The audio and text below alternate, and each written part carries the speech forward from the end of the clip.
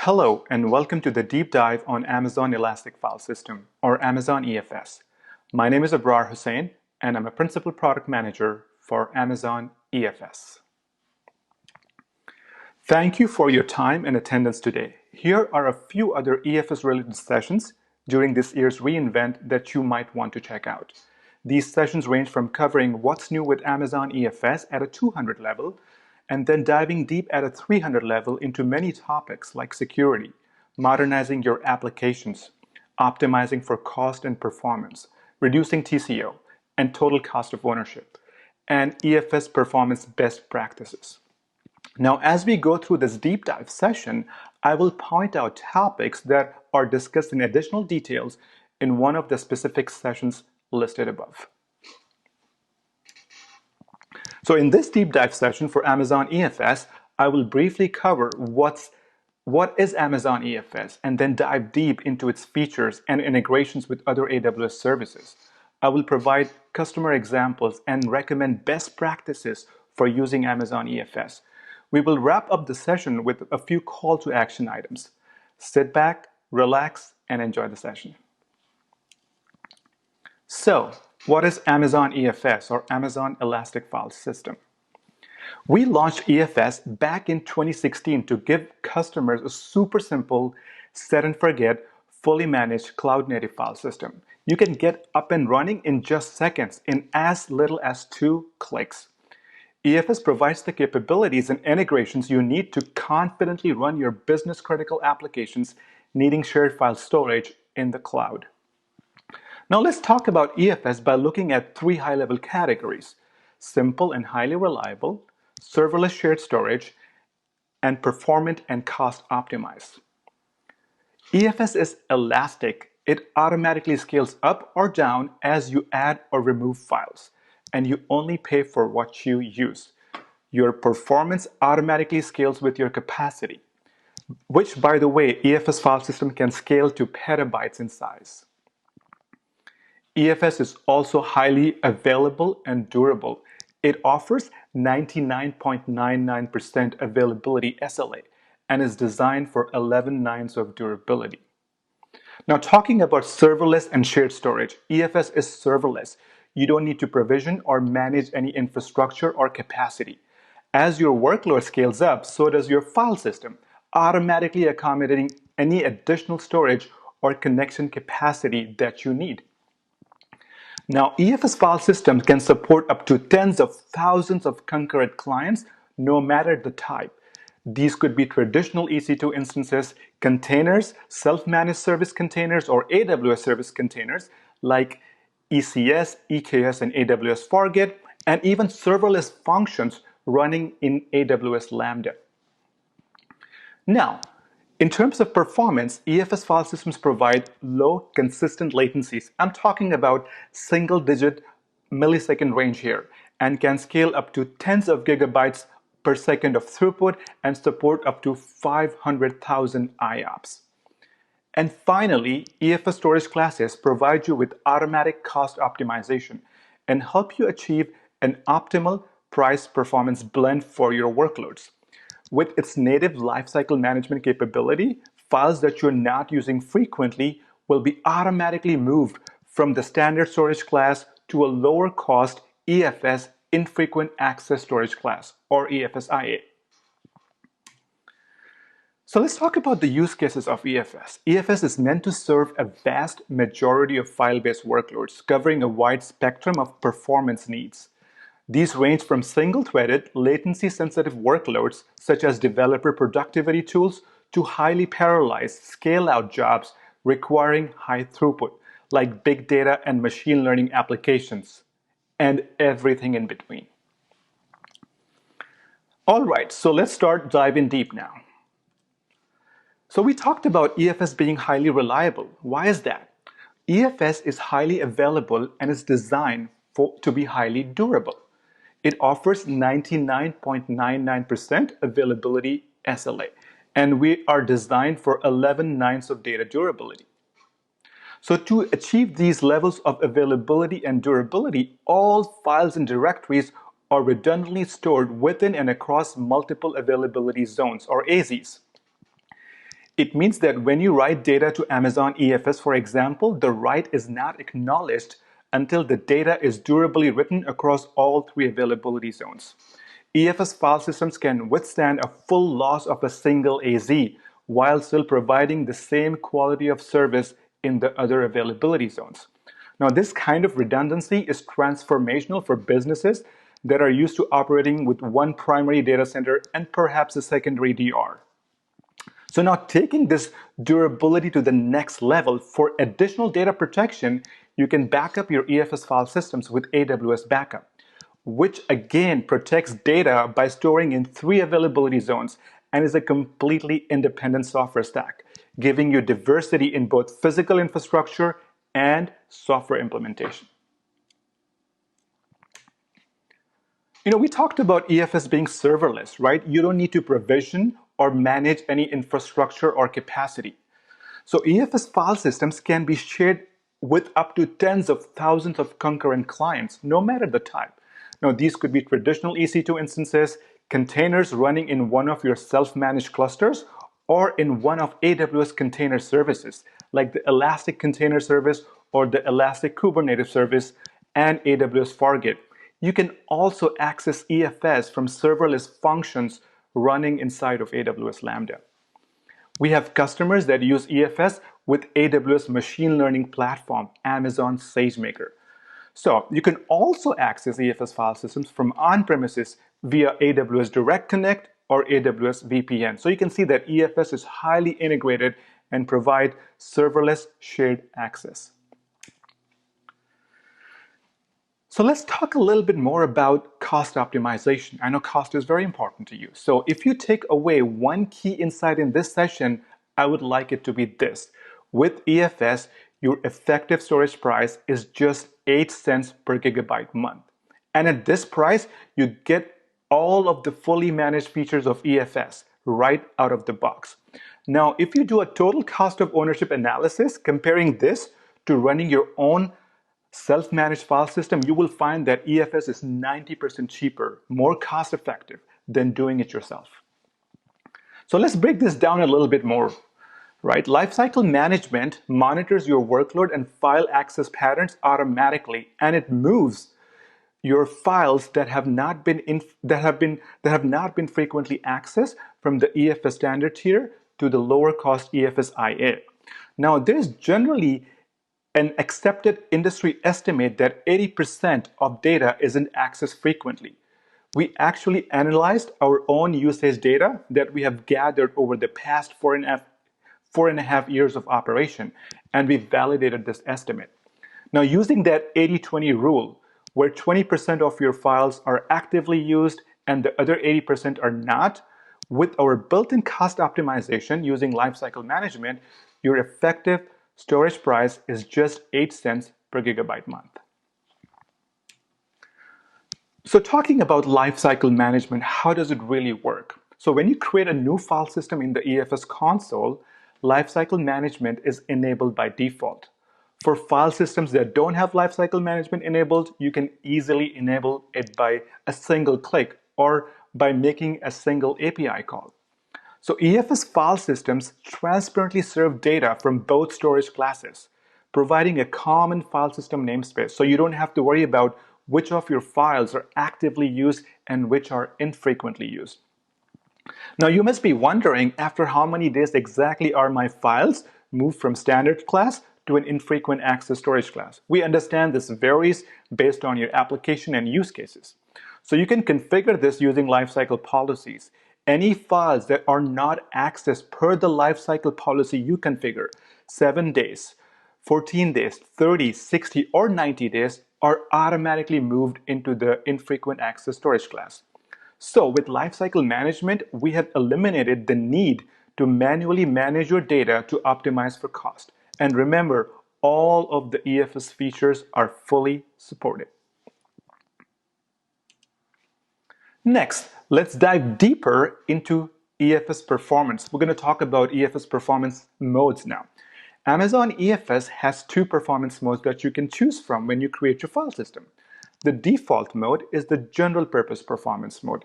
This is what we recommend for the majority of customer workloads.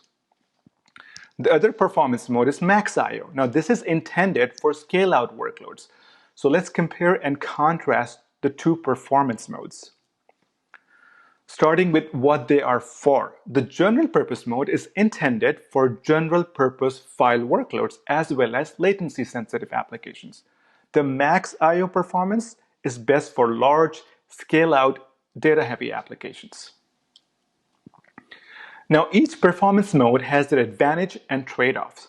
General purpose performance mode file systems have the lowest latencies for file operations, but they come at a 35,000 read and 7,000 write IOPS limit. With max IO performance mode, you virtually have unlimited ability to scale out throughput and IOPS, but this comes at a slightly higher latencies per file system as compared to the general purpose file system mode. So we recommend that you start testing with general purpose performance mode as it is the best choice for most workloads. For customers looking to run large scale-out workloads, we suggest that you consider using the max IO performance mode.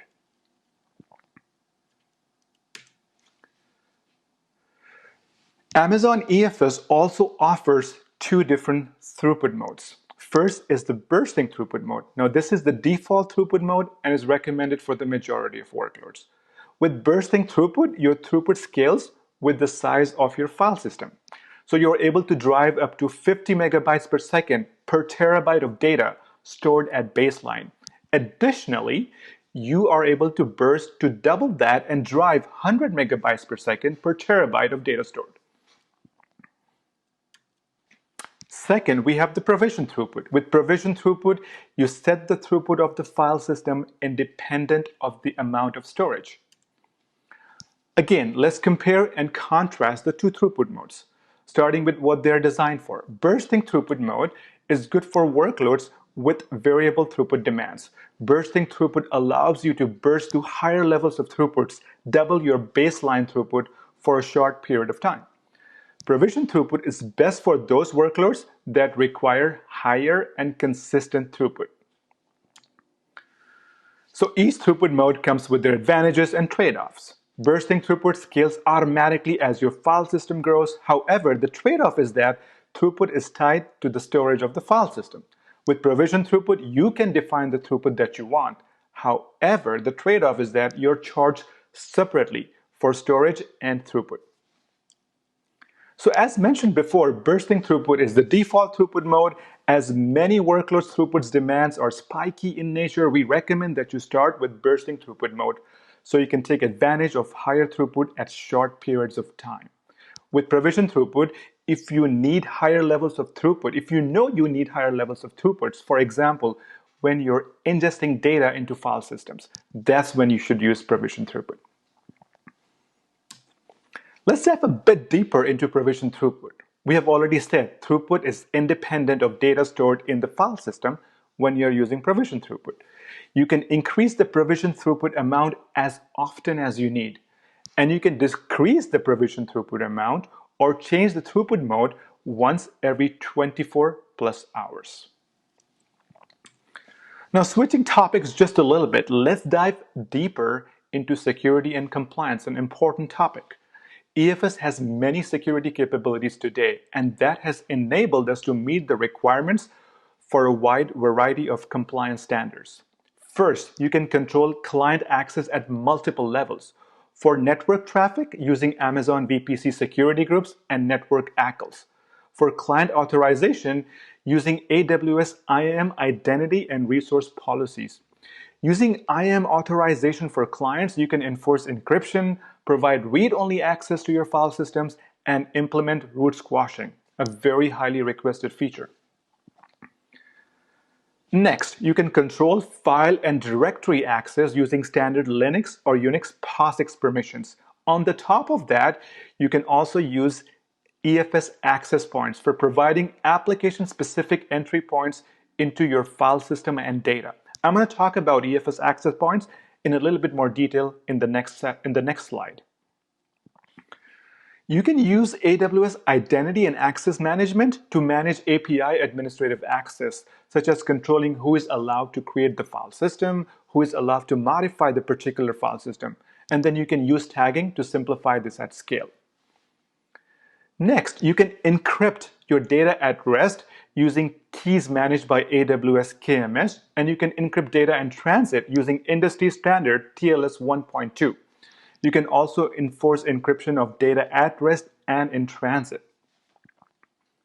Lastly, Amazon EFS has been added to a list of services that are HIPAA and BAA eligible, GDPR compliant, PCI DSS compliant, SOC and ISO compliant, and FedRAMP authorized. So in terms of security best practices, earlier I talked about client-based IAM authorization as well as EFS access points. So thinking about security, right, there are really two fundamental goals in terms of identity and privacy when applications are accessing shared storage. First, the storage needs to be only accessible from a certain set of clients. And second, those clients need to present the proper credentials and permissions to access specific pieces of data. Using IAM, you can attach policies to your file system that govern its usage, either by restricting access to a limited set of users or by enforcing behaviors such as ensuring that encryption is enabled, providing read-only file systems, and squashing attempts at using root access. Using access points, you can synchronize permissions and prevent privilege escalation by enforcing the identity of all inbound connections using that access point. Now, this is particularly useful in serverless functions where there's no first-class notion of POSIX identity, but also in containers where the identity is usually decided at build time and is built into the container image. A lot of the time, these container images get built with root, meaning they'll attempt to perform file system operations at root. And chances are that isn't what you want your app to be doing. So access point gives you a really simple mechanism for providing application-specific entry points into your file system and data. In conjunction with IAM policies, you can limit which users can use which access point and with which permissions. You get the power and flexibility to create and manage a multi-tenant environment in a cloud-native way. Now, if you want to learn more about this topic, I recommend that you attend the SDG 306 session. It will cover security best practices with Amazon EFS at a 300 level. Okay, next, dive deep. Let's dive deep into the topic of AWS integrations.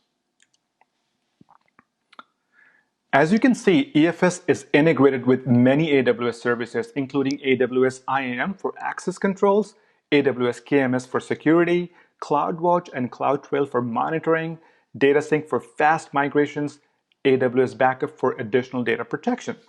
Now, in addition to that, and in addition to providing shared access to tens and thousands of EC2 instances, EFS is highly integrated with other AWS modern compute services like ECS, EKS, AWS Fargate, and AWS Lambda, so that customers can use EFS as persistent shared storage to build stateful applications on these compute services.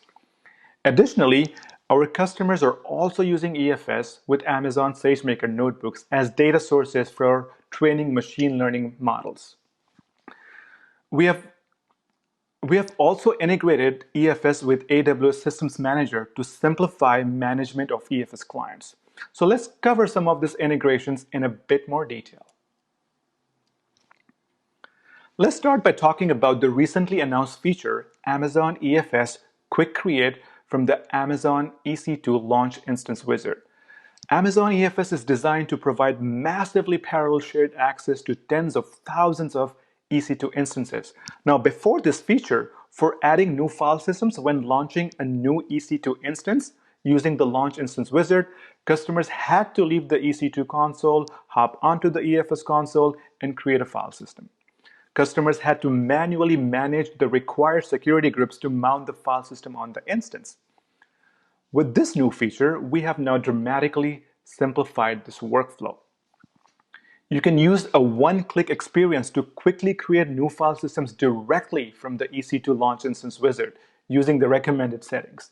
You can then immediately add that newly created file system to the instance you're launching, and it will get automatically mounted on the instance after it has launched.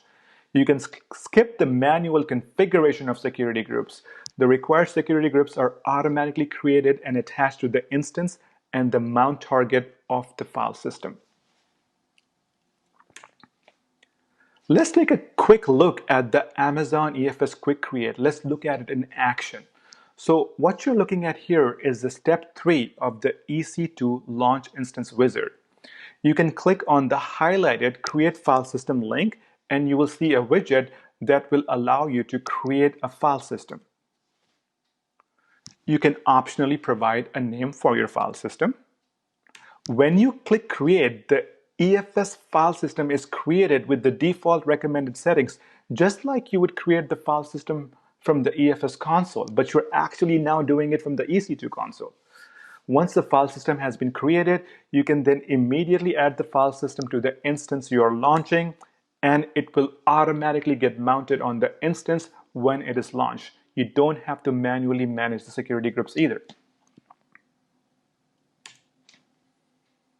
Next, let's talk about the integration of Amazon EFS with AWS Systems Manager. So Amazon EFS Client uses Amazon EFS Utils. It's an open source collection of tools like the Mount Helper and other tools that make it easier to perform encryption of data in transit. So we realized that some customers were manually managing the Amazon EFS clients by logging into each of the EC2 instances. So to simplify the management of Amazon EFS clients, we integrated EFS with AWS Systems Manager. We have automated the entire process, and customers no longer need to log into their instances to manage their EFS clients. So with this integration, you can automate the task required to install the latest version of EFS client on your instances. You can maintain compliance and security by ensuring that the EFS client is kept up to date. Second, you can orchestrate file system mount to multiple EC2 instances using a single run command. If you had 100 instances, you can mount the file system on the 100 instances.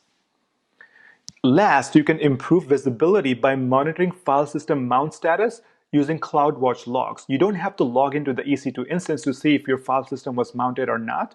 You can now do it directly from the CloudWatch logs by using this integration. Next, let's talk about integrations of EFS with modern AWS compute services. So many customers are migrating existing applications from on-premises or EC2 instances into containers and serverless to simplify their operations, lower their compute cost, and scale more elastically. So as I've mentioned, EFS offers integrations with ECS, EKS, AWS Fargate, and AWS Lambda. So applications that need shared persistent storage can be easily migrated as well, and they can take advantage of the elastic and serverless storage EFS provides. This is the path we see many customers go down, getting rid of their self-managed storage infrastructure, adopting containers, and serverless for infrastructure modernization. Now, to learn more about these integrations, I invite you to attend S3G 312 session, which is going to talk about containers, and S3G 310 session, which will talk about Lambda and serverless.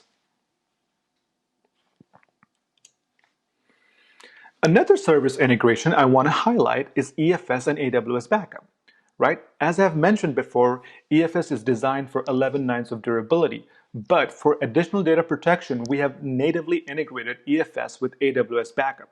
For example, you can protect your file system's data from accidental deletion by a user or an unwanted overwrite by an application. You can back up your file systems in a single click in the EFS console or by making a single EFS API call.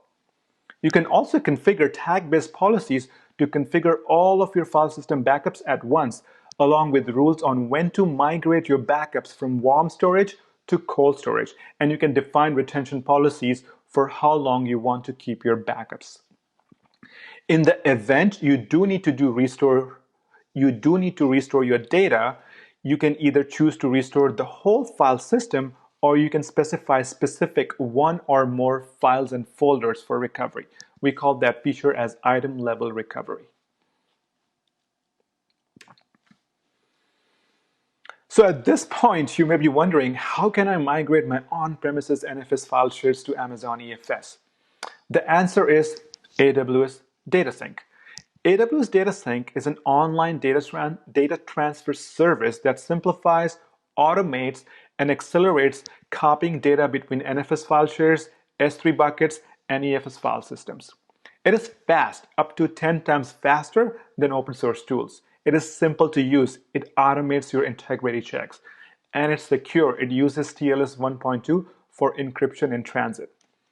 We have actually published a white paper on migration, which covers how you can load your data to AWS using Data Sync, where you can store that data, and also how can you add further protection to it. We're going to share a URL of this white paper towards the end of this session. Okay, so we've covered some of the EFS integrations. Now let's look at few customer stories for Amazon EFS. MicroStrategy is a leading worldwide provider of enterprise analytics and mobility services. They needed to meet customer demands for faster analytics by deploying the full MicroStrategy platform in less time. They also needed an easier way to scale their platform. They were able to optimize their full analytics and mobility platform by migrating to AWS and taking advantage of services like Amazon EFS, Amazon RDS, AWS Code Deploy, and Amazon EC2. They are now able to deploy their platform in 30 minutes instead of weeks. In the next customer story, we will briefly cover Acquia. They modernized their web hosting services with Amazon EKS and Amazon EFS to reduce their infrastructure and operational maintenance overhead. Now, to listen directly from the customer, I invite you to join the SDG 312 session, where we will also deep dive into modernizing your applications with containers and EFS. For the last customer story, we will briefly cover Asurion. They use Amazon EFS to make their AWS Lambda-based machine learning inference elastic. I would like you to listen directly from this customer as well, and for that, I invite you to join the SDG 310 session. We are going to also dive deep into modernizing applications with Lambda and EFS in this session. So far, we've talked about what is EFS, its features, integrations, and some customer stories. Now, let me quickly show you what's new with EFS since the last reInvent. It has been a busy year for us. While it's not explicitly stated on the slide, I do want to mention that EFS is now available in all AWS regions. In the last year alone, we launched EFS in 9 regions, including the new AWS regions in Cape Town and Milan. Now, in terms of enterprise features, we have raised the bar on our service level agreement for availability from 3 nines to 4 nines, 99.99% availability SLA. We've also added a pair of complementary security features that we have already covered earlier in the security section. These are IAM authorization for NFS clients and access points. And finally, we extended deeper cost optimization with lifecycle management, enable you to more quickly realize the benefits of tiering across EFS storage classes. Now, in terms of integrations, just a quick recap. We made EFS available from all AWS compute models, EC2 instances, container services, and serverless functions. EFS is now integrated with the EC2 Launch Instance Wizard, so you can quickly create and attach your file systems to the EC2 instances you're launching. We have also enhanced our integration with AWS Backup. Previously, to configure EFS Backup, you would have to go to the AWS Backup console or use an AWS Backup API to create a backup plan. Now with EFS Automatic Backups, additional data protection is just one-click simple, just a checkbox in the EFS console. And your file systems are automatically backed up on a daily basis, and the backups are retained for 35 days. Then you can use item-level recovery to quickly recover individual files and folders from those backups, as opposed to doing a full file system restore. We've also announced our integration with AWS Systems Manager. Now, For performance, we doubled per client throughput from 250 megabytes per second to 500 megabytes per second. And we launched a 5x increase in read IOPS in general purpose performance mode from 7,000 to 35,000. There's a lot more about what's new. So if you want to learn about topics that I did not cover in this session or in this What's New, I invite you to join the SDG 213 session where we will discuss more What's New features. So now we are approaching the end of the session. I want to leave you with some best practices and a call to action. We're going to look at best practices in two categories, developer and administrative. We're going to start with developer best practices first. We always want you to test with general purpose performance mode and start with bursting throughput mode. These are the default modes.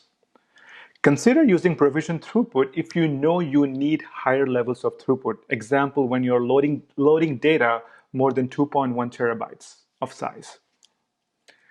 Use Linux kernel 4.3 or newer. We recommend using the EFS mount helper. This is a wrapper that is executed to mount the file systems with NFS 4.1 and with the recommended mount options.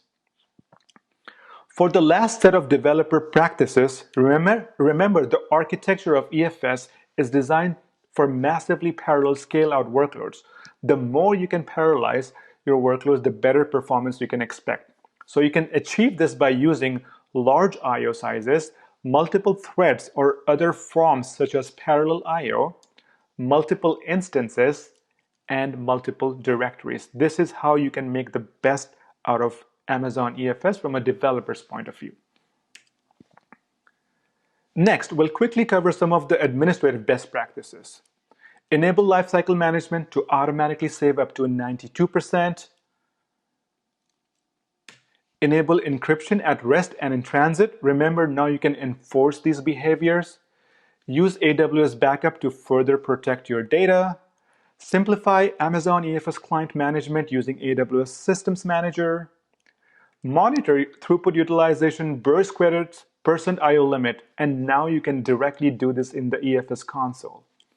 Last, use AWS budgets for cost management. So for the call to action, if you haven't already created an EFS file system, go to the EFS console and create a file system in just 2 clicks, or create it directly from the EC2 Launch Instance wizard while you're launching your instance. Amazon EFS is free to get started if you're already a customer. I have included the links to the Get Started guide, tutorials, and a migration white paper for your reference. We hope that you enjoy Amazon EFS, our super simple, set and forget, fully managed cloud-native file system. Here is a recap of other EFS-related sessions during this year's reInvent that you might also want to check out. Thanks again for your time and attendance today. Have a great reInvent.